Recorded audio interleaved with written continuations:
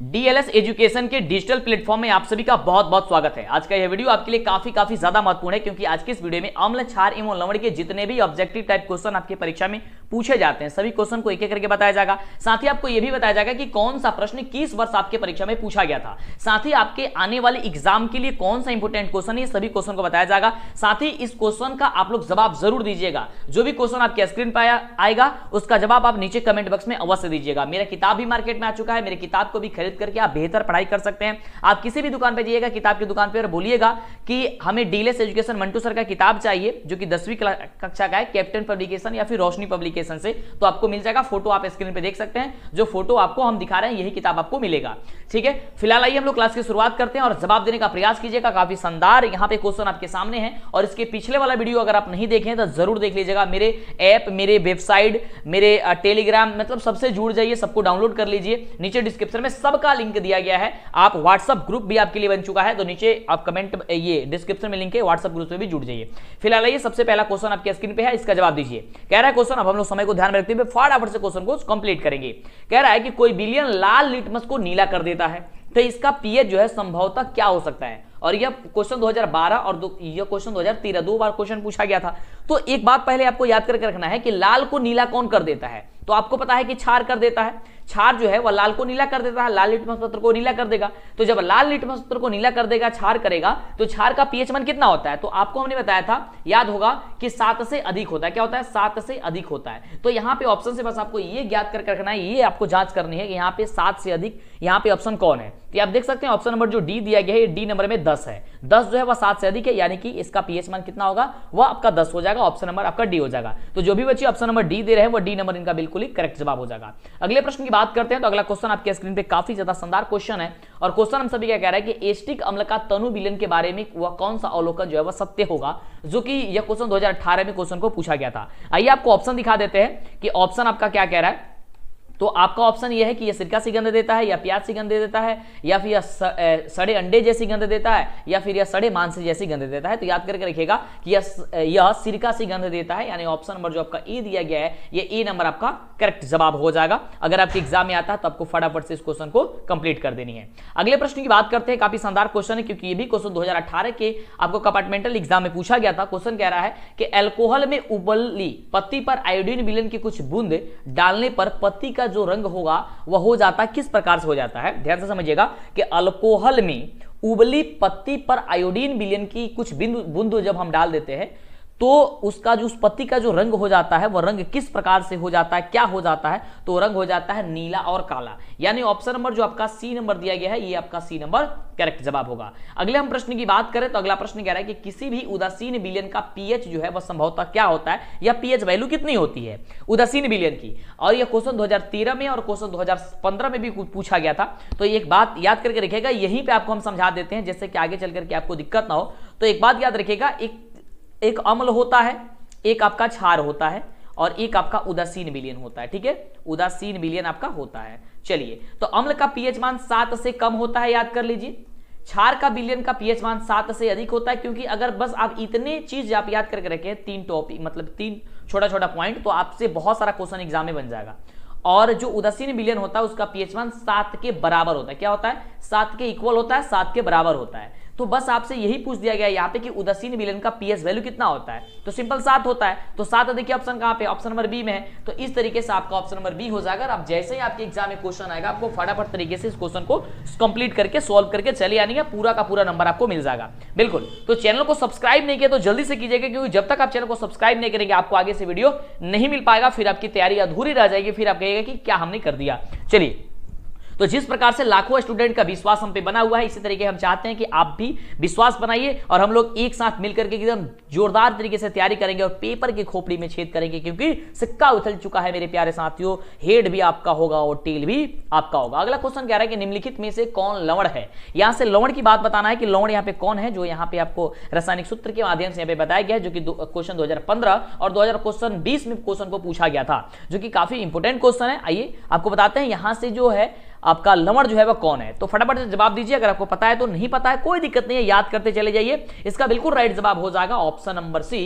कि K2SO4 हो जाएगा। क्या हो जाएगा? K2SO4 जो है वो आपका एक लवण है, या फिर अगर ऑप्शन आपका रहता है NaCl, वो भी आपका एक लवण है। सोडियम क्लोराइड अगर रहता है तो भी आपका ऑप्शन वही होगा, या फिर अगर सोडियम क्लोराइड नहीं रहता है यानी कि NaCl नहीं रहता है, K2SO4 रहता है, तो K2 आपका SO4 जो है आपका क्या है? एक लवण है, क्योंकि HCl आपका क्या है? अम्ल है, और NaOH आपका क्षार है, ठीक है। और यहाँ पे NH4OH जो है ये भी आपका क्षार है। एक बात बस छोटी सी याद करके रखिएगा तो कंफ्यूजिंग नहीं होगा, जहां पे भी OH दिया गया होगा वो समझिएगा कि क्षार होगा, जहां पे हाइड्रोजन आयन देता है वहां पे समझिएगा कि अम्ल होगा। देख सकते हैं ये OH दे रहा है तो ये आपका क्षार हो जाएगा, ये आपका H दे रहा है, हाइड्रोजन दे रहा है तो आपका यहाँ पे अम्ल हो जाएगा। बाकी यहाँ पे K2SO4 तो आपका एक लवण हो जाएगा, यानी कि ऑप्शन नंबर क्या हो जाएगा? सी नंबर आपका बिल्कुल राइट जवाब हो जाएगा। अगले प्रश्न की बात करते हैं कि हम सभी का अगला नंबर प्रश्न क्या है और जवाब देने का प्रयास कीजिएगा। काफी शानदार क्वेश्चन आपके स्क्रीन पे आ चुका है।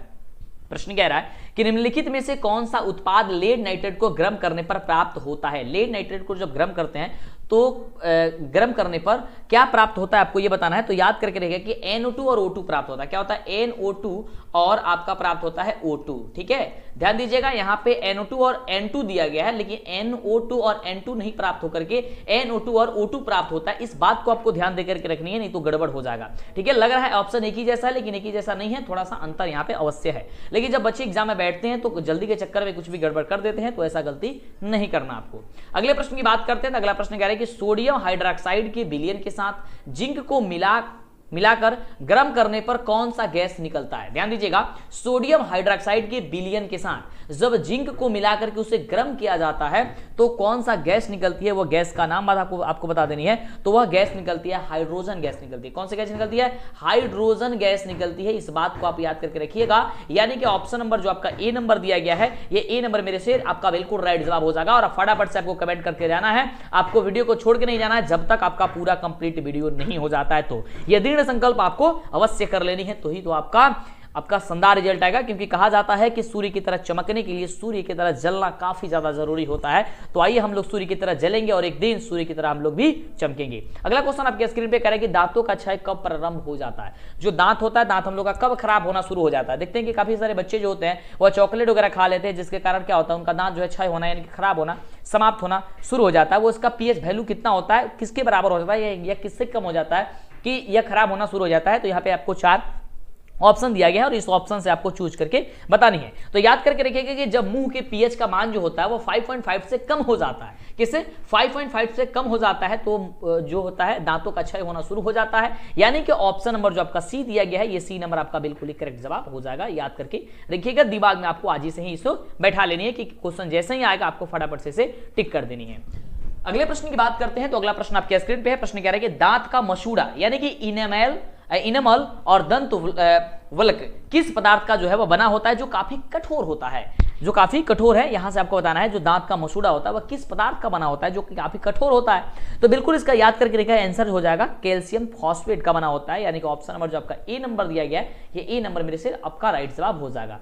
अगले प्रश्न की बात करते हैं। अगले क्वेश्चन आपके स्क्रीन पे थोड़ा सा लंबा क्वेश्चन है, लेकिन ध्यान से समझिएगा तो समझ में आ जाएगा और जवाब भी आप बहुत बेहतर तरीके से देख सकते हैं। और यह क्वेश्चन आपके 2 नंबर एग्जाम में पूछा जाता है। देखिए कैसे क्वेश्चन कह रहा है कि सोडियम क्लोराइड के जलीय विलयन से विद्युत धारा प्रवाहित करने पर यह वियोजित होकर के सोडियम हाइड्रोक्साइड बनता है। इस प्रतिक्रिया को क्या कहते हैं, या फिर इस प्रक्रिया को हम लोग क्या कहते हैं? तो इस प्रक्रिया को हम कहते हैं क्लोरोक्षार प्रक्रिया या क्लोरोक्षार अभिक्रिया। ऑप्शन हो जाएगा ए नंबर, बिल्कुल राइट जवाब। तो आपके एग्जाम में क्वेश्चन आता है कि क्लोरोक्षार अभिक्रिया क्या है, तो बस आपका जो ये क्वेश्चन लिखा गया यही आपका परिभाषा हो जाएगा। इसे आप लोग याद कर लीजिएगा कि सोडियम क्लोराइड के जलीय विलयन से विद्युत धारा प्रवाहित करने पर यह वियोजित होकर के सोडियम हाइड्रोक्साइड बना देता है। इस प्रक्रिया को हम लोग क्लोरोक्षार अभिक्रिया कहते हैं। यानी ऑप्शन नंबर यहां से ए हो जाएगा और आपसे डिफिनेशन आएगा, परिभाषा आएगा, तो आप लोग फटाफट से इस परिभाषा को बना दीजिएगा।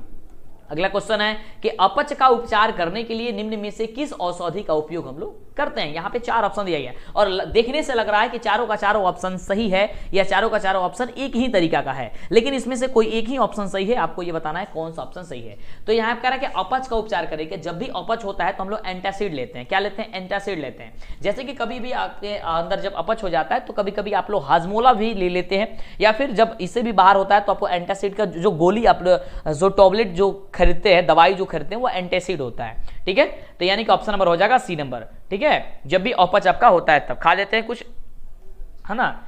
चलिए अगला क्वेश्चन कह रहे हैं कि हल्दी, लिटमस पत्र आदि किस प्रकार का सूचक होता है। जो हल्दी होता है या लिटमस पत्र होता है वह किस प्रकार का सूचक होता है। तो ये तो काफी इजी है कि यह प्राकृतिक सूचक होता है, यानी ऑप्शन नंबर हो जाएगा ए नंबर। ठीक है, प्राकृतिक सूचक कहने का मतलब कि जो प्रकृति से प्राप्त हुआ हो उसे प्राकृतिक सूचक के नाम से हम लोग जान सकते हैं। अगले क्वेश्चन की ओर बात करते हैं, देखते हैं अगला क्वेश्चन क्या करा है। आप लोग फटाफट जवाब दीजिएगा। हाँ, अभी तक चैनल को सब्सक्राइब जरूर कीजिएगा अगर चैनल को सब्सक्राइब नहीं किए हैं तो, क्योंकि अगर आप चैनल को सब्सक्राइब नहीं करेंगे आपका पास वीडियो नहीं जाएगा, फिर दिक्कत हो जाएगी। और हाँ, ग्रुप वगैरह से जरूर जुड़ जाइएगा और काफी जबरदस्त तैयारी होगी। जब तक तैयारी आपका, जब तक एग्जाम नहीं खत्म होता कहीं पे भी भटकने की जरूरत नहीं है, पूरी तैयारी आपको जबरदस्त तरीके से होगी। अगला क्वेश्चन, अभी तो शुरुआत है, आगे देखिए होता है क्या। अगला क्वेश्चन है कि लिटमस विलियन बैंगनी रंग का रंजक होता है जो निकाला जाता है या किससे निकाला जाता है, जो कि 2013 के एनुअल एग्जाम में यह क्वेश्चन को पूछ दिया गया था। क्वेश्चन है कि लिटमस विलियन बैंगनी रंग का रंजक होता है जो कि किससे निकाला जाता है। तो ये बड़ा ही बढ़िया क्वेश्चन है और ये क्वेश्चन आपके एग्जाम में इस साल आने की संभावना काफी ज्यादा है, तो आप इसे याद जरूर कर लीजिएगा कि यह लाइकेन के पौधे से निकाला जाता है, यानी कि ऑप्शन नंबर जो बी दिया गया है ये बी नंबर आपका करेक्ट जवाब होगा कि लाइकेन के पौधे से निकाला जाता है। अगले प्रश्न की हम बात करते हैं तो बड़ा ही शानदार प्रश्न है और प्रश्न कह रहा है कि सोडियम जिंकेट का रासायनिक जो सूत्र होता है वो सूत्र क्या होता है। सोडियम जिंकेट का रासायनिक सूत्र आपको बतानी है, जो कि बड़ा ही शानदार क्वेश्चन है कि सोडियम जिंकेट का रासायनिक सूत्र क्या होता है। तो आपको बताना चाहेंगे कि सोडियम जिंकेट का जो रासायनिक सूत्र होता है, बड़ा ही शानदार क्वेश्चन है, कमेंट करते रहिए फटाफट से कि Na2ZnO2 होता है। क्या होता है? Na2ZnO2 होता है, यानी ऑप्शन नंबर जो आपका डी दिया गया है ये डी नंबर आपका बिल्कुल करेक्ट जवाब हो जाएगा। ओके, चलिए आगे प्रश्न की बात करते हैं हम लोग। अगला प्रश्न हम सभी का क्या कह रहा है और जवाब देने का प्रयास जरूर कीजिएगा, क्योंकि ये क्वेश्चन 2013 के भी एनुअल एग्जाम में पूछा गया था। कह रहा है कि जब सोडियम हाइड्रोक्साइड यानी कि NaOH, ठीक है, जिंक से अभिक्रिया करता है, किससे अभिक्रिया करता है? जिंक से अभिक्रिया करता है, तो कौन सा उत्पाद का निर्माण कर देता है, आपको ये बताना है। जब सोडियम हाइड्रोक्साइड जिंक से अभिक्रिया करता है तो कौन सा उत्पाद का निर्माण कर देता है या फिर क्या बना देता है? तो याद करके रखिएगा कि वह बना देगा यहां से Na2ZnO2 और हाइड्रोजन गैस को बाहर कर देगा, यानी कि बनाएगा Na2ZnO2 और प्लस में हाइड्रोजन गैस को बाहर निकाल देगा। इसका मतलब हो गया कि ऑप्शन नंबर जो आपका डी दिया गया है आपका करेक्ट जवाब हो जाएगा। अगले प्रश्न की बात करते हैं कि अगला प्रश्न हम सभी का क्या कह रहा है। तो अगला प्रश्न कह रहा है कि धातुओं के कार्बोनेट और बाइकार्बोनेट पर अम्ल की अभिक्रिया से कौन सा गैस उत्सर्जित होता है? धातुओं के कार्बोनेट और बाइकार्बोनेट पर अम्ल की जब अभिक्रिया हो जाती है तब कौन सी गैस निकलती है, इसको आपको बता देनी है। तो बिल्कुल याद करके रखिएगा कि उस समय कार्बन डाइऑक्साइड गैस बाहर निकलेगा, यानी कि CO2 बाहर वहां से निकलेगा। क्या निकलेगा? कार्बन डाइऑक्साइड यानी कि CO2 यहां से बाहर निकलेगा। चलिए आगे बात करते हैं अगले नंबर प्रश्न की कि अगला नंबर प्रश्न हम सभी का क्या कह रहा है। तो बड़ा ही शानदार क्वेश्चन है, कह रहा है कि नेटल के डंक में कौन सा अम्ल पाया जाता है? नेटल का डंक हो गया या फिर आप कहिएगा मधुमक्खी के डंक हो गया, ठीक है। तो इस तरीके के जो भी होते हैं वो उसमें क्या कौन सा डंक पाया जाता है, मतलब कि कौन से डंक में कौन सा अम्ल पाया जाता है, आपको ये बताना है।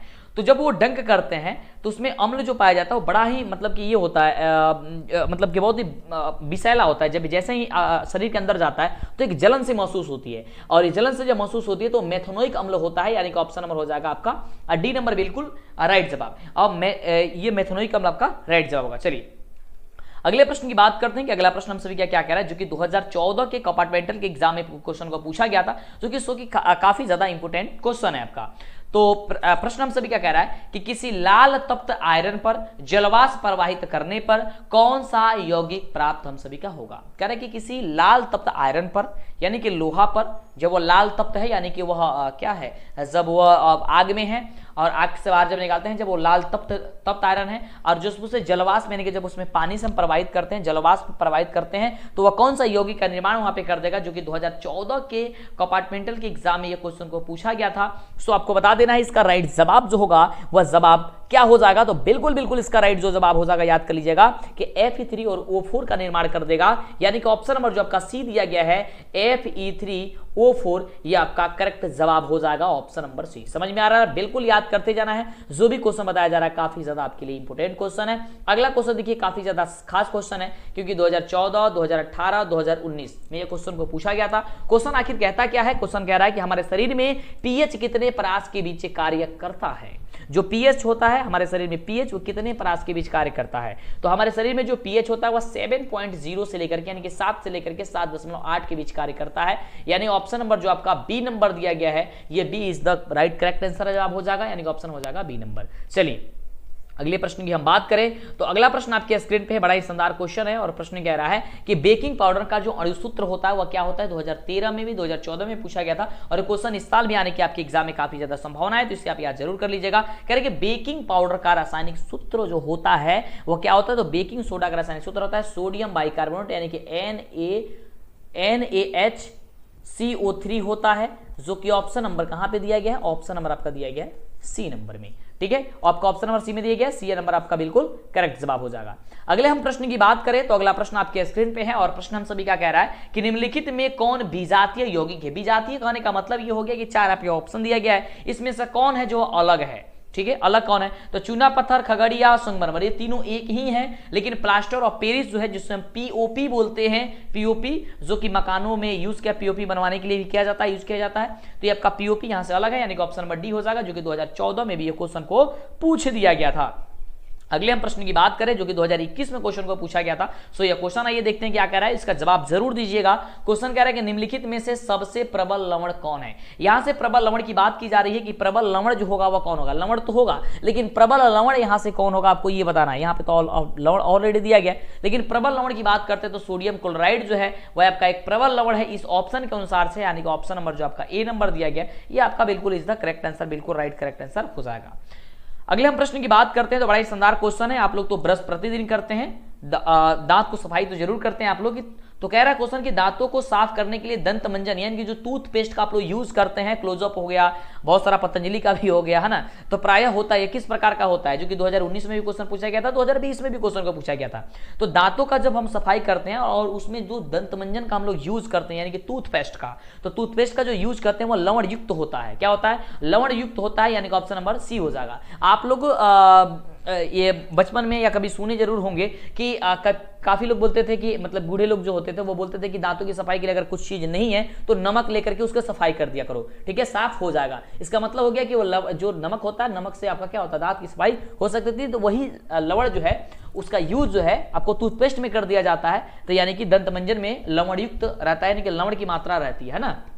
चलिए अगले क्वेश्चन की बात करते हैं। अगला क्वेश्चन आपके स्क्रीन पे, प्रश्न बड़ा ही शानदार क्वेश्चन है। क्वेश्चन कह रहा है कि शुद्ध जल का पीएच वैल्यू कितनी होती है? जो कि 2019 में यह क्वेश्चन को पूछा गया था। शुद्ध जल की पीएच वैल्यू कितनी होती है? जो शुद्ध जल होता है ना, जल में शुद्ध जल, तो शुद्ध जल की पीएच वैल्यू होती है 7। कितनी होती है? 7 होती है, याद करके रखिएगा। ओके, 7 होती है, एग्जाम में आएगा, आपको फटाफट तरीके से एग्जाम में आएगा तो कर देना है इसे, इसका काम तमाम कर देना है। अगले क्वेश्चन की बात करते हैं तो अगला क्वेश्चन आपके स्क्रीन पे ये रहा, जो कि बड़ा ही शानदार क्वेश्चन है क्योंकि 2018 के कंपार्टमेंटल के एग्जाम में भी ये क्वेश्चन को पूछ दिया गया था।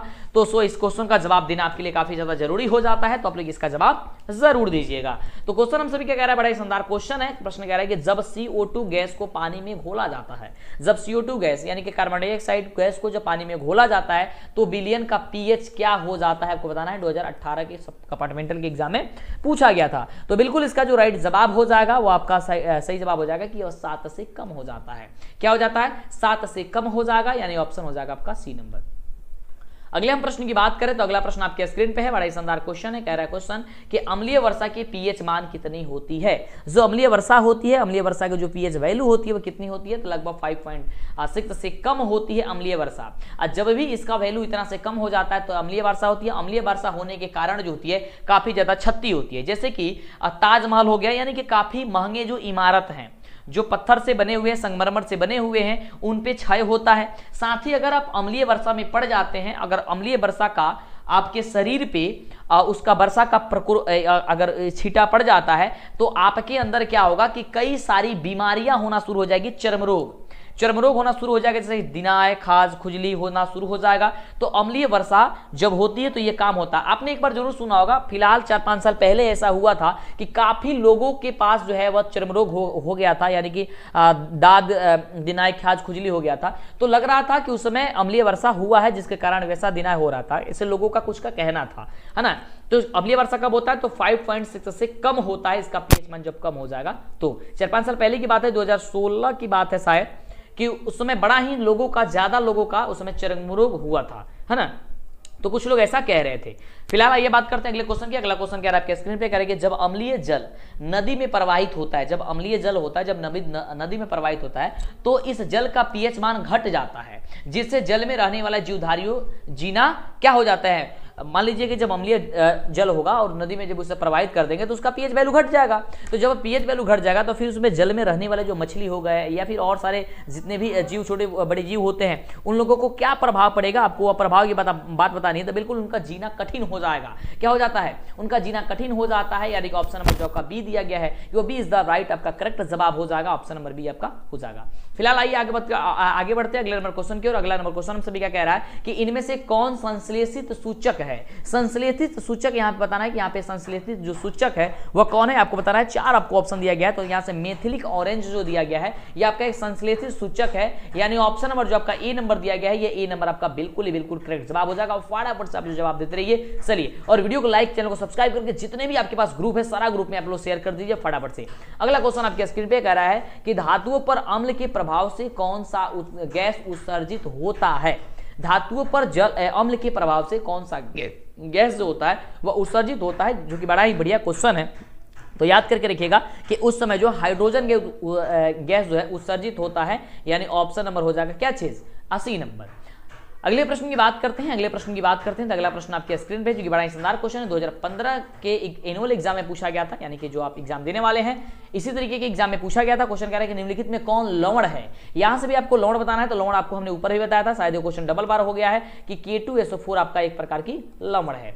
फिलहाल बात करते हैं अगले क्वेश्चन की। अगला क्वेश्चन देखते हैं कि हम सभी का क्या कह रहा है। तो अगला क्वेश्चन आपके स्क्रीन पे जो कि बड़ा ही शानदार क्वेश्चन है। क्वेश्चन हम सभी क्या कह रहा है कि सोडियम हाइड्रोक्साइड विलयन के साथ जिंक धातु की अभिक्रिया से कौन सा गैस उत्पन्न होता है। सोडियम हाइड्रोक्साइड विलयन के साथ जिंक धातु की अभिक्रिया कर देने से कौन सा गैस जो होता है उत्पन्न होता है।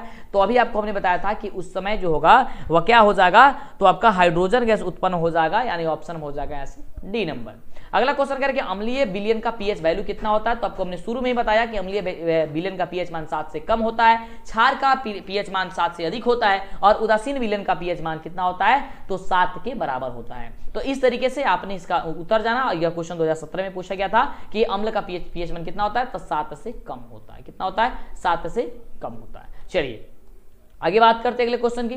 अगला क्वेश्चन आपके स्क्रीन पे है और बड़ा ही शानदार क्वेश्चन है। क्वेश्चन कह रहा है कि सोडियम कार्बोनेट एवं सोडियम बाइकार्बोनेट जो होता है पर हाइड्रोक्लोरिक अम्ल की अभिक्रिया से कौन सा गैस मुक्त होगा, यानी बाहर निकलेगा। आपको ये बता देनी है। तो उस समय बाहर निकलेगा कार्बन डाइऑक्साइड गैस, यानी कि CO2 गैस। ऑप्शन नंबर जो आपका ए है, आपका ऑप्शन नंबर हो जाएगा ए नंबर आपका राइट जवाब। अगले प्रश्न की हम बात करें तो अगला प्रश्न आपके स्क्रीन पे है और प्रश्न हम सभी क्या कह रहा है कि चूना जल में कार्बन डाइऑक्साइड गैस प्रवाहित करने पर चूना जल का रंग कैसा हो जाता है, आपको बताना है।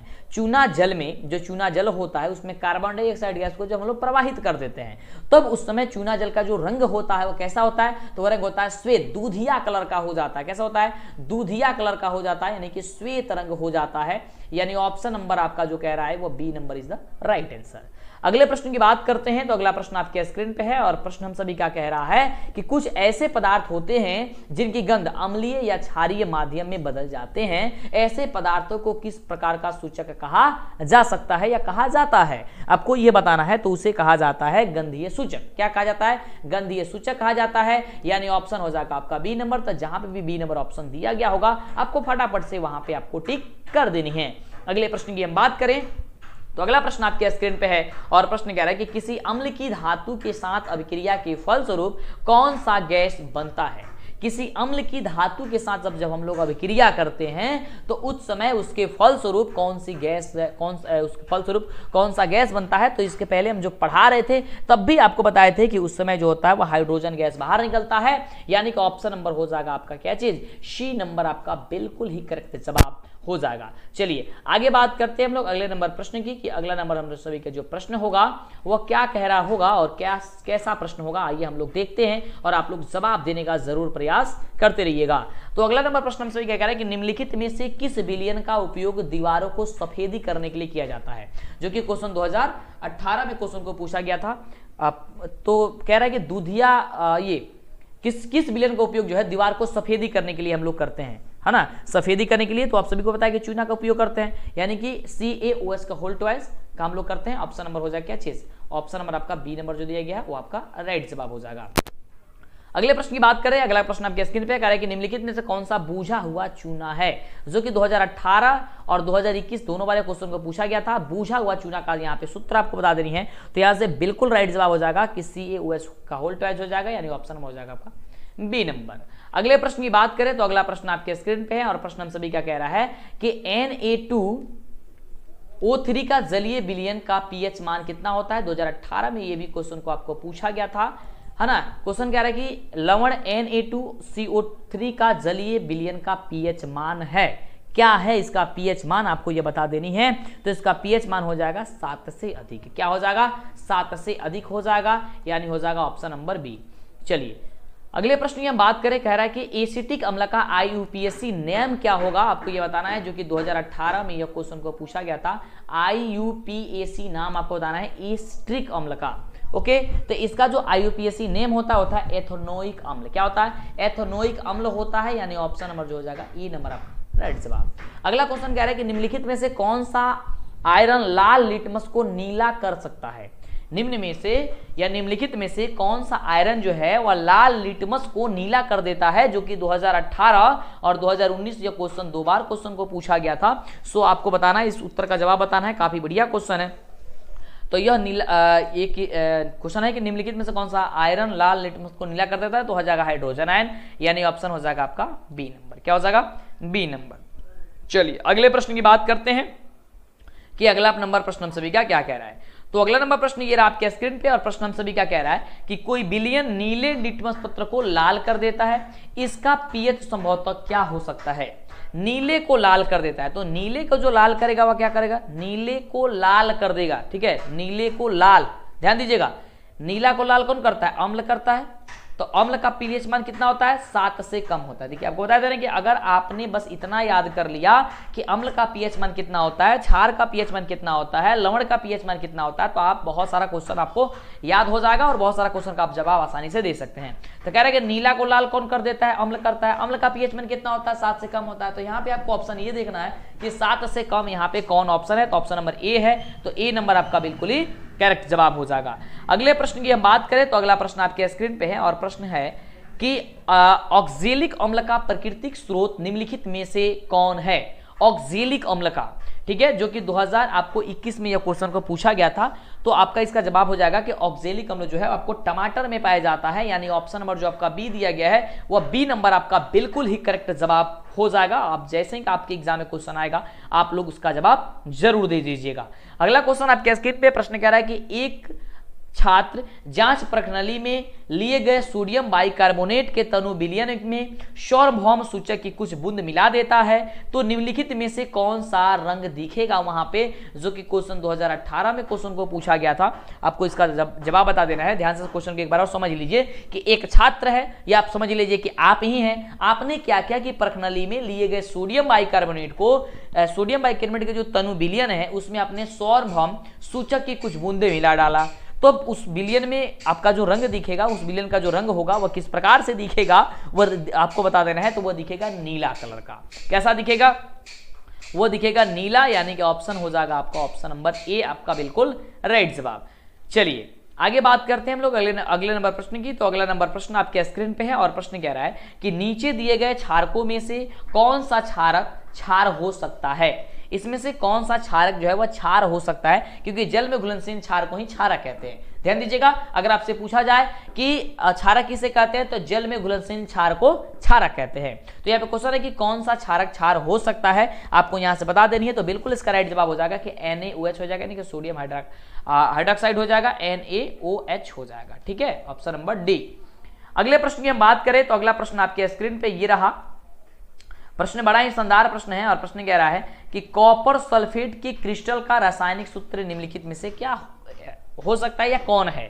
कॉपर सल्फेट के क्रिस्टल का रासायनिक सूत्र है कॉपर सल्फेट का। ध्यान दीजिएगा, कॉपर सल्फेट का। तो कॉपर सल्फेट का होता है CuSO4 × 5H2O होता है। कितना होता है, CuSO4 × 5H2O होता है। ठीक है, जो कि ऑप्शन नंबर आपका ए में दिया गया है। ए नंबर आपका बिल्कुल राइट जवाब हो जाएगा। आगे बढ़ते हैं अगले प्रश्न की ओर। अगला प्रश्न आपके स्क्रीन पे है। प्रश्न हम सभी क्या कह रहा है कि जिप्सम लवण के क्रिस्टल का रासायनिक सूत्र निम्नलिखित में से कौन है। जिप्सम लवण के, जिप्सम, जब जिप्सम तैयार हो जाता है, जिप्सम लवण के क्रिस्टल का रासायनिक जो सूत्र होता है वह क्या होता है, तो होता है CaSO4 इंटू 2H2O होता है। क्या होता है, CaSO4 इंटू 2H2O होता है, जो कि ऑप्शन नंबर बी में दिया गया है। तो बी नंबर आपका करेक्ट जवाब होगा। अगले प्रश्न की हम बात करते हैं कि अगला नंबर प्रश्न हम सभी क्या क्या कह रहा है। तो देख सकते हैं अगला नंबर क्वेश्चन आपके स्क्रीन पे। और देखिए एक चीज बता दे, क्लियर कर दे, ये जितना भी क्वेश्चन आपको बताया जा रहा है केवल एक चैप्टर अम्ल क्षार एवं लवण से कई चैप्टर से बताया जा रहा है, यानी कि जितने भी क्वेश्चन आपके एग्जाम में इस चैप्टर से बनते हैं सभी क्वेश्चन यहाँ पे डिस्कस कर दिया गया है। इससे बाहर आपको पढ़ने की कोई जरूरत नहीं है, इसी में से आपका एग्जाम में क्वेश्चन आ जाएगा। बहुत सारा क्वेश्चन है, लगभग 80-85 क्वेश्चन शायद इसमें मिलेगा, है ना, जो उसमें टाइप करके रखा गया है, सो कि काफी बढ़िया क्वेश्चन है और यही सही क्वेश्चन आपके एग्जाम में पूछा जाता है, मतलब पूरा किताब का आपका निचोड़ है ये सब। अगला क्वेश्चन कह रहा है कि अधिक संख्या में हाइड्रोजन आयन उत्पन्न करने वाले अम्ल को क्या कहते हैं। अधिक संख्या में जब हाइड्रोजन आयन उत्पन्न होता है तो उसे हम लोग क्या कहते हैं, क्या कहते हैं जी, बिल्कुल उसे हम लोग कहते हैं, बहुत ही शानदार क्वेश्चन है, हाँ, उसे हम लोग कहते हैं प्रबल अम्ल। क्या कहते हैं, प्रबल अम्ल कहेंगे। यानी कि जब आप तो एक चीज जानते ही हैं कि जो हाइड्रोजन आयन उत्पन्न करेगा उसे अम्ल कहेंगे, आज जो ज्यादा उत्पन्न कर देगा उसे प्रबल अम्ल कहेंगे, जो कम उत्पन्न करेगा उसे दुर्बल अम्ल कहेंगे। तो प्रबल का मतलब हो गया ज्यादा, दुर्बल का मतलब हो गया कम। तो आप तो सिंपल इसी तरीके से आप लोग जवाब दे सकते हैं। देखिए उसी तरीके से क्वेश्चन आ गया कि कम संख्या में हाइड्रोजन उत्पन्न करने वालों को क्या कहते हैं, दुर्बल अम्ल कहते हैं। बिल्कुल हो गया आपका सारा राइट जवाब ऑप्शन नंबर बी। तो इस तरीके से अगर क्वेश्चन को सोच समझ करके और शांति से जवाब दीजिएगा तो आपका एक भी क्वेश्चन गलती नहीं होगा। अगला क्वेश्चन देख सकते हैं। अगला क्वेश्चन आपके स्क्रीन पे कह रहा है कि हमारा शरीर किस पीएच परास के अंदर कार्य करता है। सो आपको क्वेश्चन ये भी आपको हमने बताया था अभी 7.0 या 7 से लेकर के 7.8 के बीच, ये 8 के बीच कार्य करता है, यानी ऑप्शन नंबर जो आपका डी नंबर दिया गया है, ये डी नंबर आपका बिल्कुल ही करेक्ट जवाब हो जाएगा। चलिए अगले हम प्रश्न की बात करें तो अगला प्रश्न आपके स्क्रीन पे है और प्रश्न बड़ा ही शानदार क्वेश्चन है। प्रश्न कह रहा है कि एक छात्र जांच प्रणाली में लिए गए विलयन में एक लोहे की कील को डुबा दिया। या आप समझ लीजिए कि आप ही हैं, आपने क्या किया कि जांच प्रणाली में आपने जो लैब में गया और लैब में जाने के बाद से विलयन में एक लोहे की कील को आपने डुबा दिया। आधे घंटे के बाद यह देखा गया कि विलयन का रंग परिवर्तित हो चुका है, यानी कि वह बदल गया है।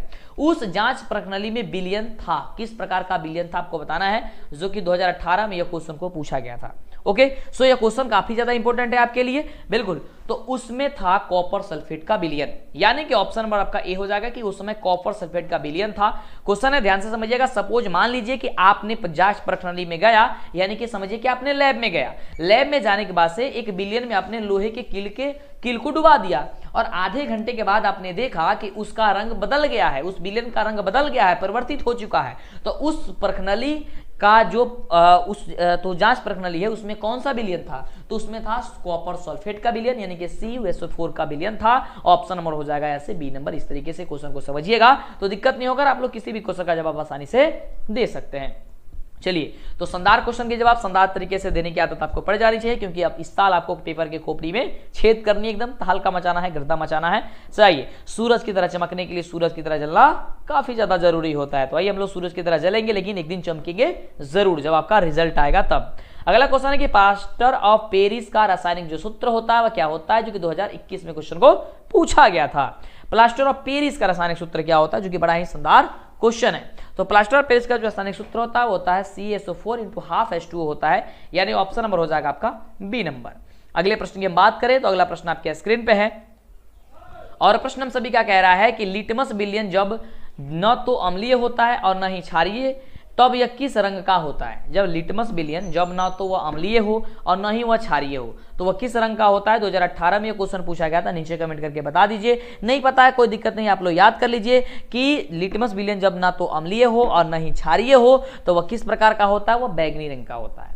ठीक है, यानी ऑप्शन हो जाएगा आपका सी नंबर। अगला है कि टार्टिक अम्ल का प्राकृतिक स्रोत है। टार्टिक अम्ल का प्राकृतिक स्रोत आपको बताना है, जो कि 2020 में क्वेश्चन को पूछा गया था।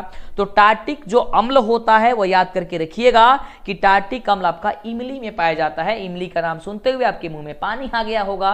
ठीक है, तो पानी को बचा के रखिए, अपना लार को बचा के रखिए।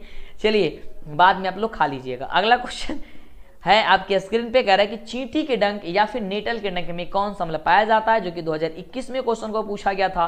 तो चींटी के डंक हो गया या फिर नेटल के डंक हो गया, वो आपका मेथोनोइक अम्ल में पाया जाता है। मेथोनोइक अम्ल पाया जाता है और इसी को एक और नाम से जाना जाता है, फॉर्मिक अम्ल के नाम से भी जाना जाता है। तो याद कर लीजिए, दोनों में से कोई भी ऑप्शन आएगा आप लोग टिक फटाफट कर दीजिएगा। अगला क्वेश्चन है कि धोने का सोडा का रासायनिक सूत्र क्या होता है, जो कि आपका 2019 और 2020 के एनुअल एग्जाम में पूछा गया था। तो धोने का सोडा का जो रासायनिक सूत्र होता है वो होता है Na2CO3 × 10H2O। क्या होता है? Na2CO3 × 10H2O होता है। ठीक है, यानी ऑप्शन हो जाएगा आपका ए नंबर, आपका बिल्कुल ही करेक्ट जवाब। अगले हम प्रश्न की बात करें, कह रहा है कि नींबू की रस का पीएच मान लगभग कितना होता है। नींबू की रस का पीएच मान आपको बताना है। तो नींबू की रस का पीएच जो वैल्यू होती है वो होती है आपका 2.2, यानी ऑप्शन हो जाएगा आपका बी नंबर, बिल्कुल करेक्ट जवाब। क्या होती है? 2.2 होती है, यानी कि ऑप्शन नंबर हो जाएगा आपका बी नंबर। चलिए अगले हम प्रश्न की बात करें कि अगला नंबर प्रश्न हम सभी क्या क्या कह रहा है। तो बड़ा ही शानदार क्वेश्चन है, क्वेश्चन आपके स्क्रीन पे है और प्रश्न हम सभी क्या कह रहा है कि सोडियम हाइड्रोक्साइड का पीएच मान जो होता है वह लगभग कितने पीएच के बराबर होता है। सोडियम हाइड्रोक्साइड का किसका पूछ रहा है? सोडियम हाइड्रोक्साइड का पूछ रहा है। तो हो जाएगा ऑप्शन नंबर डी कि लगभग 14 के बराबर होता है। और एक ध्यान रखिएगा, जब सोडियम हाइड्रोक्साइड बोल दिया यानी कि OH आपको उत्पन्न करेगा, यानी कि मतलब ये क्षार हो गया। क्षार का पीएच मान ज्यादा होनी चाहिए 7 से, है ना। चलिए अगले प्रश्न की हम बात करें तो अगला प्रश्न आपके स्क्रीन पे है। अगला प्रश्न आपके स्क्रीन पे बड़ा ही शानदार क्वेश्चन है।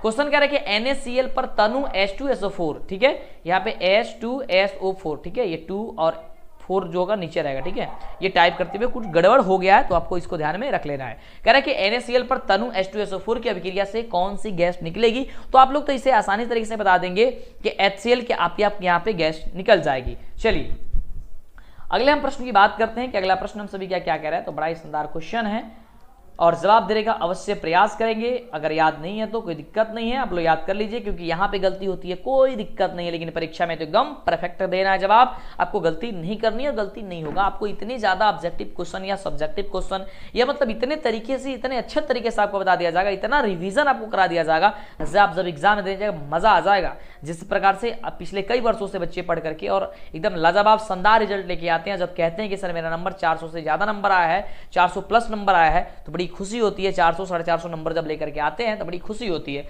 और उन लोगों से एकदम धमाल रिजल्ट आपका आएगा, जरूर आएगा। इस साल आपका डिजिटल प्लेटफॉर्म पे हम लोग आ चुके हैं। ठीक है, डिजिटल बोर्ड पे इस क्लास को हम नहीं ले रहे हैं क्योंकि थोड़ी सी प्रॉब्लम आ गई है बोर्ड में, मतलब बोर्ड में नहीं आई है, मतलब ऐसे थोड़ा सा प्रॉब्लम है कुछ कैमरे को लेकर के, इशू लेकर के, तो थोड़ी सी दिक्कत है उसमें, इसलिए यहाँ पे क्लास सबको ले रहे हैं। ठीक है, डिजिटल बोर्ड पे भी हम लोग क्लास कर रहे हैं, करेंगे, अच्छे से करेंगे। थोड़ी सी क्वालिटी वहाँ पे अच्छे से दिख नहीं रही है, इसलिए हमने यहाँ सोचा कि क्यों नहीं आपको क्लास कंटिन्यू करा दे, जिससे कि आपको दिक्कत न हो। फिलहाल ये क्वेश्चन को करते हैं हम लोग। क्वेश्चन कह रहा है कि क्या जल की अनुपस्थिति में हाइड्रोक्लोरीन यानी कि HCl हाइड्रोजन आयन उत्पन्न कर सकता है। जल की अनुपस्थिति में यानी कि जहां पे जल उपस्थित नहीं होगा तो क्या वह हाइड्रोजन आयन दे सकता है, क्या वह अम्ल हो सकता है, ये आपको ये बता देनी है। तो नहीं, क्या हो जाएगा जवाब? नहीं, है ना। ऑप्शन हो जाएगा आपका बी नंबर। अगले प्रश्न की बात करें तो अगला प्रश्न आपके स्क्रीन पे है और प्रश्न बड़ा ही शानदार क्वेश्चन है। आपका शानदार क्वेश्चन का जवाब तो शानदार तरीके से आपको देने की आदत अब पड़ चुकी है। चलिए अगला क्वेश्चन कह रहा है कि निम्नलिखित में से पीएच का कौन सा मान क्षारक विलयन का मान देता है। निम्नलिखित में से पीएच का कौन सा जो मान है वह क्षारक का मान देता है। यानी कहने का मतलब हो गया, सीधा सीधा बात इसका ये हो गया कि यहां से निम्नलिखित में क्षारक विलयन कौन हो सकता है, कितने परास के बीच। तो आप सब पता है कि 7 से अधिक होता है, तो यहां से आपको ये देख रहा है कि 7 से अधिक ऑप्शन कौन है, तो ऑप्शन नंबर डी में दिया गया है। तो डी आपका बिल्कुल ही करेक्ट जवाब हो जाएगा। अगले हम प्रश्न की बात करें तो अगला प्रश्न आपके स्क्रीन पे है। प्रश्न कह रहा है कि क्षारक को जल में घोलने पर क्या मुक्त होता है। जब क्षारक को जल में घोलते हैं तो हाइड्रोक्साइड आयन देता है, यानी ऑप्शन नंबर हो जाएगा ए नंबर। आपको बार बार आपको समझा रहे हैं आर्रेनियस के सिद्धांत के अनुसार कि जब कोई विलयन हाइड्रोजन आयन देता है यानी कि हाइड्रोजन आयन उत्पन्न होता है, मुक्त होता है, तो वह आपका अम्ल होता है, और हाइड्रोक्साइड आयन देता है यानी कि OH- देता है तो आपको क्षार होता है। ओके, तो इस चीज को, इस बात को आप लोग दिमाग में बैठा लेनी है जिससे गड़बड़ न हो, और गड़बड़ नहीं होगा। अगला क्वेश्चन आपके स्क्रीन पे कह रहा है कि क्या सभी क्षारक क्षार हो सकते हैं। तो बताइए कि कौन सा क्षारक क्षार होगा, यहां से आपको बताना होगा। क्वेश्चन है कि क्या सभी क्षारक क्षार हो सकते हैं, तो बताइए कि कौन सा क्षारक क्षार होगा, आपको ये बताना है, जो कि 63 नंबर क्वेश्चन है। बड़ा ही शानदार क्वेश्चन है। इसका जवाब होगा कि जल में घुलनशील क्षारक। आपको बताए थे शुरू में ही कि जल में घुलनशील क्षार ही क्षारक हो सकते हैं, यानी ऑप्शन हो जाएगा बी नंबर। अगले हम प्रश्न की बात करें कि अर्ध सल्फेट अर्ध हाइड्रेट या फिर हेमी हाइड्रेट का सामान्य यानी कि अन्य जो नाम होता है वह क्या होता है, सामान्य नहीं अन्य नाम। सल्फेट अर्ध हाइड्रेट या फिर हेमी हाइड्रेट का अन्य जो नाम होता है वह नाम क्या होता है? तो वह नाम होता है प्लास्टर ऑफ पेरिस होता है, यानी ऑप्शन हो जाएगा आपका बी नंबर। अगले प्रश्न की हम बात करें तो अगला प्रश्न कह रहा है कि जिप्सम का रासायनिक सूत्र जो होता है वह क्या होता है? जिप्सम का रासायनिक जो सूत्र होता है वह क्या होता है, जो कि बड़ा ही शानदार क्वेश्चन है और ये क्वेश्चन 2021 में भी क्वेश्चन को पूछा गया था। तो जिप्सम का रासायनिक सूत्र आपका हो जाएगा NaClSO4.2H2O हो जाएगा, यानी ऑप्शन आपका हो जाएगा बी नंबर, जब जिप्सम के रूप में वो परिवर्तित हो जाता है तब। अगला क्वेश्चन है कि फॉर्मिक अम्ल का IUPAC नाम क्या होता है? अभी आपको मैंने बताया था कि चींटी के डंक में या फिर नीटल के डंक में कौन सा अम्ल पाया जाता है? मेथोनोइक अम्ल पाया जाता है, तो उसी का IUPAC नेम आपका होता है, यानी कि फॉर्मिक अम्ल का IUPAC नेम होता है मेथोनोइक अम्ल, यानी ऑप्शन हो जाएगा आपका ए नंबर। अगले प्रश्न की बात करते हैं, अम्ल का पीएच मान कितना होता है? बड़ा सिंपल क्वेश्चन है, आपको अभी बताया हमने कि 7 से कम होता है, तो ऑप्शन नंबर ए पे टिक कर दीजिएगा। नीचे कमेंट जरूर करते रहेंगे और हाँ, चैनल को सब्सक्राइब किए बिना आपको नहीं जाना है। जब तक आप चैनल को सब्सक्राइब नहीं करेंगे आपको आगे से वीडियो नहीं मिल पाएगा। मां सरस्वती आपकी सफलता जरूर देगी, इसमें आपको कोई भी दिक्कत नहीं होने वाली है। अगला क्वेश्चन कह रहा है कि निम्नलिखित में से कौन गैस चूने के पानी को दूधिया कर देगा? जो कि 2020 में क्वेश्चन को पूछा गया था। चूने के जल को दूधिया कर देगा, आपको बताना है ये कौन सा वह गैस होगा। तो ये बड़ा ही शानदार क्वेश्चन है कि आप सभी जानते ही हैं कि वो कौन सा गैस होगा। वो होगा आपका कार्बन डाइऑक्साइड, यानी कि CO2 जिसे हम लोग कहते हैं। क्या हो जाएगा? कार्बन डाइऑक्साइड हो जाएगा, यानी कि CO2 ऑप्शन हो जाएगा आपका सी नंबर। अगले हम प्रश्न की बात करें तो अगला प्रश्न आपके स्क्रीन पे है और प्रश्न हम सभी का कह रहा है कि सिरका में निम्न में से कौन सा अम्ल पाया जाता है? सिरका में निम्न में से कौन सा अम्ल पाया जाता है? जो कि 2021 में क्वेश्चन को पूछा गया था। तो सिरका में कौन सा अम्ल पाया जाता है? याद करके रखिएगा कि उसमें एसिटिक अम्ल पाया जाता है। सिरका में कौन सा अम्ल? एसिटिक अम्ल पाया जाता है। टमाटर में कौन सा अम्ल? ऑक्जेलिक अम्ल पाया जाता है। दही में कौन सा अम्ल पाया जाता है? लैक्टिक अम्ल पाया जाता है। तो इन सारे अम्ल को एक साथ आपको याद जरूर कर लेना है। इसके लिए हम आपसे स्पेशल कहिएगा तो वीडियो बना देंगे, नीचे कमेंट आप हमें कर दीजिए। अगला क्वेश्चन आपके स्क्रीन पे है, कह रहा है कि जितना ही लाइक आता है, जितना ही कमेंट आता है, बड़ी खुशी होती है और उस पे और उस एनर्जी से हम लोग काम करते हैं, हमारी टीम या हम काम करते हैं और आपको बेहतर कर पाते हैं और कर करके देते हैं, जिससे आप लोग बेहतर कर पाते हैं। चलिए, 2021 में क्वेश्चन को पूछा गया था, निम्न में कौन भस्म नहीं है? भस्म नहीं है, इसका मतलब यह क्या है कि वह या तो अम्ल होना चाहिए या फिर लवण होना चाहिए। तो यहाँ से आपको देखिए कि कौन भस्म नहीं है, कौन भस्म यहाँ से नहीं है, तो NaCl यहाँ पे दे दिया गया है, जो कि एक प्रकार का लवण है, ये आपका भस्म नहीं है। क्या हो जाएगा? ऑप्शन आपका बी नंबर हो जाएगा। चलिए, अगले प्रश्न की हम बात करें तो अगला प्रश्न आपके स्क्रीन पे है और लगभग 80-85 क्वेश्चन आपके इस चैप्टर से हैं। 80-85 क्वेश्चन अगर आप याद कर लेते हैं तो इससे एक भी क्वेश्चन आपका नहीं छूटने वाला है। आप लोग एक एक क्वेश्चन का जवाब आसानी से देख सकते हैं। तो क्वेश्चन कह रहा है कि किसी विलयन में उपस्थित हाइड्रोजन आयन की सांद्रता ज्ञात करने के लिए एक स्केल विकसित किया गया, जिस स्केल का क्या नाम है? उस स्केल का नाम है पीएच स्केल। क्या नाम है? पीएच स्केल नाम है। ठीक है, चलिए, आपका राइट जवाब हो जाएगा ऑप्शन नंबर बी। और पीएच स्केल, पीएच का जो फुल फॉर्म अगर किसी को पता होगा नीचे कमेंट जरूर कीजिएगा, बड़ा खुशी होगी, उन्हें लाइक वगैरह हम कर देंगे। कह रहे कि पीएच स्केल का शून्य है, मतलब क्या दर्शाता है वो? पीएच स्केल का जो शून्य है वो शून्य क्या दर्शाता है? तो वह अधिक अम्लता को दर्शाएगा। क्यों?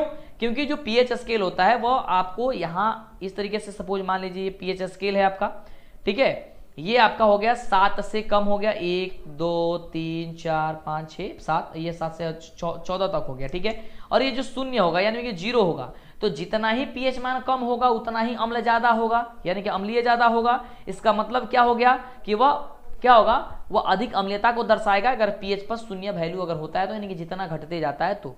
ओके, चलिए अगले हम प्रश्न की बात करते हैं। अगला प्रश्न आपके स्क्रीन पे बड़ा शानदार क्वेश्चन है, कह रहे कि स्केल पर 14 क्या प्रदर्शित करेगा?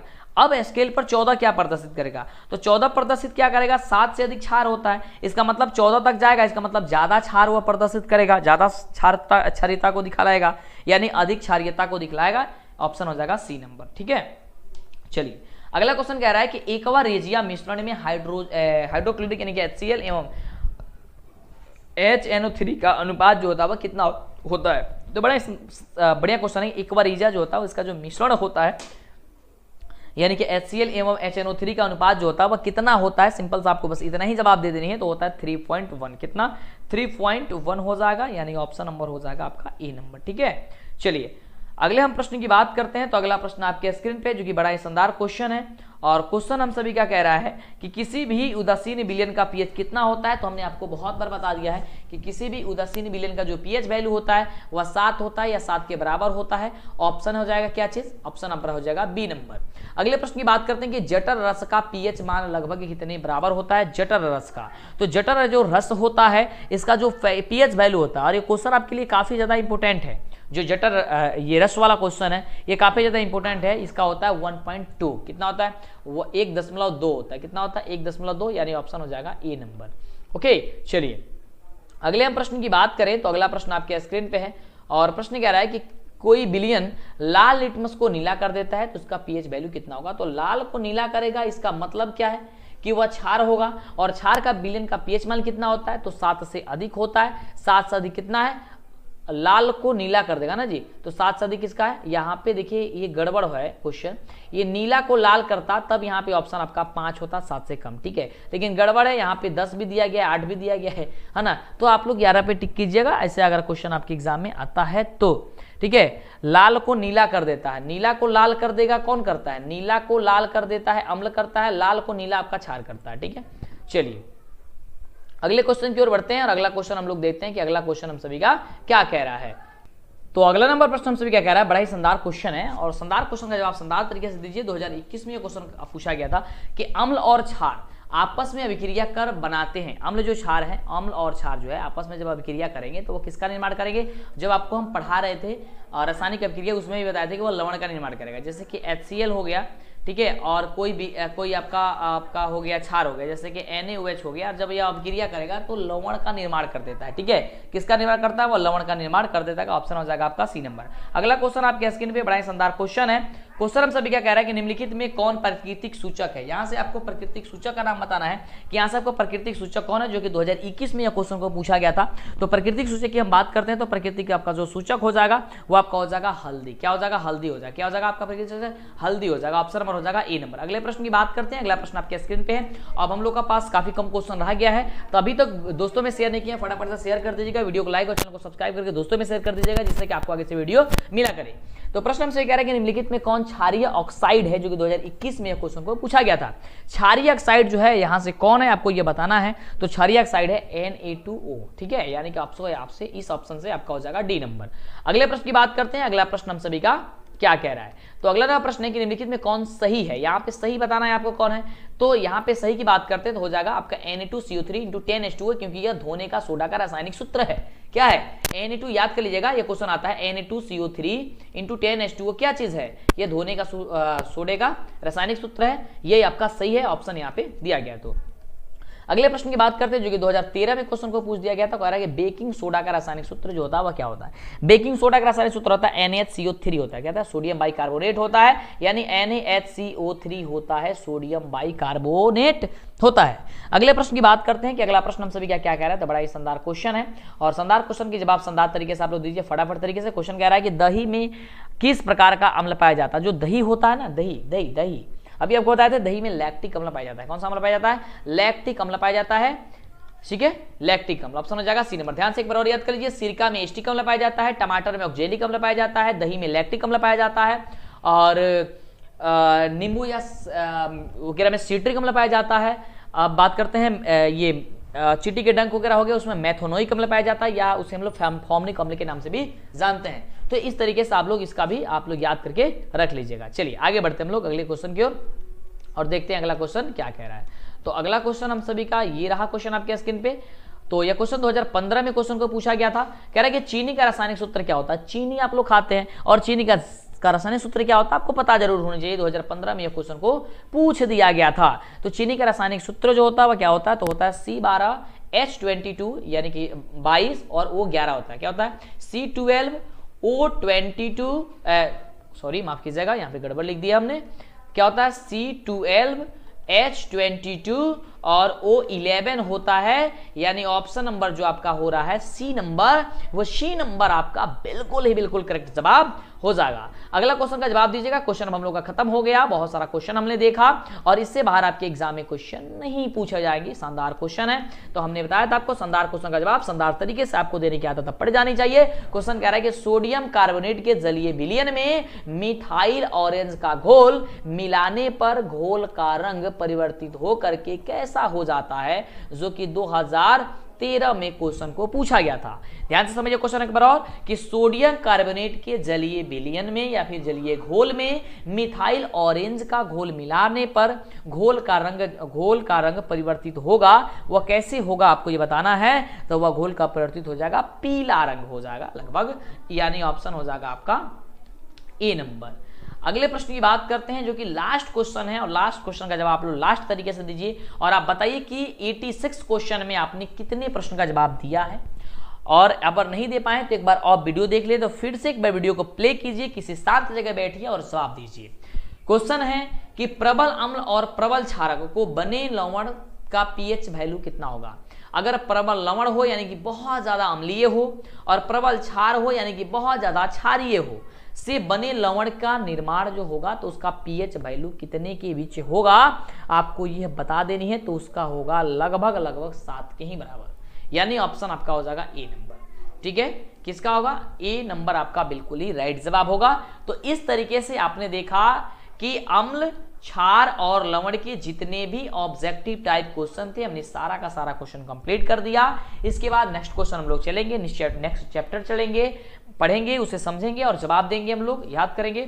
और इसके पहले जो भी आप नहीं देखे हैं उसका जवाब आप लोग उस वीडियो को नीचे डिस्क्रिप्शन में लिंक मिलेगा या फिर इस चैनल से ढूंढ करके तैयारी कर लीजिए। ग्रुप वगैरह में जुड़ना चाहते हैं जुड़ जाइएगा, लेकिन कॉल वगैरह न कीजिएगा प्लीज, रिक्वेस्ट है, क्योंकि कॉल रिसीव नहीं हो सकती है क्योंकि काफी लाखों छात्र हैं, तो किसका रिसीव किया जाएगा। समय बाबू आप समझ सकते हैं कि नहीं है, आप लोग इतने अच्छे समझदार हैं तो समझ सकते हैं इस चीज को। चैनल को सब्सक्राइब कर लीजिएगा, जो भी नोटिफिकेशन है आपको मिलता चला जाएगा, जो भी बात होगा आपको बता दिया जाएगा, अनाउंसमेंट जो भी किया जाएगा कर दिया जाएगा, आपको समझा दिया जाएगा, दिक्कत आपको नहीं होगा। तो फटाफट से कर लीजिए। फिर मिलते हैं आपसे नेक्स्ट वीडियो में। वीडियो को लाइक, चैनल को सब्सक्राइब जरूर कीजिएगा, दोस्तों बताइए, समझाइए उन्हें कि किस तरीके से पढ़ाई यहाँ पे हो रही है, लाजवाब धमाल तरीके से। चलिए फिर मिलते हैं आपसे नेक्स्ट वीडियो में।